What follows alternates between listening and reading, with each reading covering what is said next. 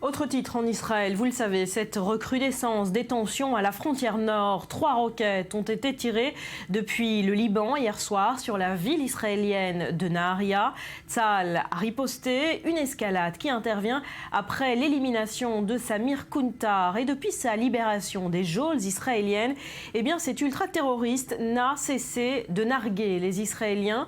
Ce fut extrêmement douloureux pour une famille en particulier, la famille Haran, partiellement décimés par ce terroriste. 36 ans après ce meurtre atroce, eh bien, ils estiment que justice a enfin été faite. Nos équipes se sont rendues chez eux.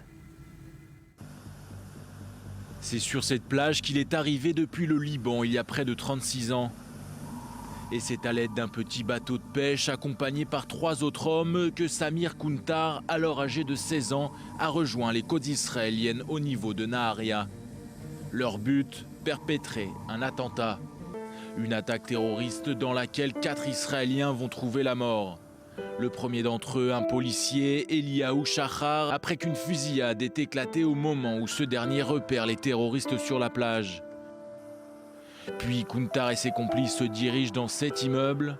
C'est là que vivait la famille Haran, Dani, Smadar et leurs 2 petites filles. Roni Keren est le frère de Dani.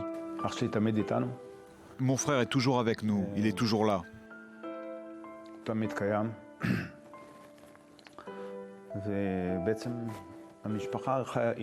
Et concrètement, la famille continue de vivre avec. Ça n'est pas quelque chose qui s'estompe. À l'époque, il est soldat dans un commando de la marine israélienne quand il entend parler pour la première fois de la cellule terroriste orchestrée par Kuntar et leurs intentions meurtrières. C'est même établi par les renseignements au même moment. Les terroristes vont s'en prendre aux résidences côtières de la ville de Naharia. La maison dans laquelle Dani vivait attirait vraiment l'attention. Elle avait 4 étages alors que les autres maisons à proximité n'avaient qu'un seul étage. Je lui avais dit, ta maison attire l'attention, c'est une cible.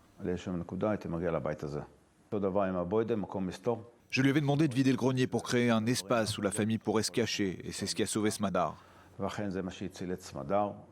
Smadar, mais pas Yael, leur fillette de 2 ans, étouffée par erreur par une mère prise de panique qui voulait la garder silencieuse au moment où les 2 ont dû se cacher des terroristes en se réfugiant dans le grenier de la salle de bain comme l'avait suggéré Roni.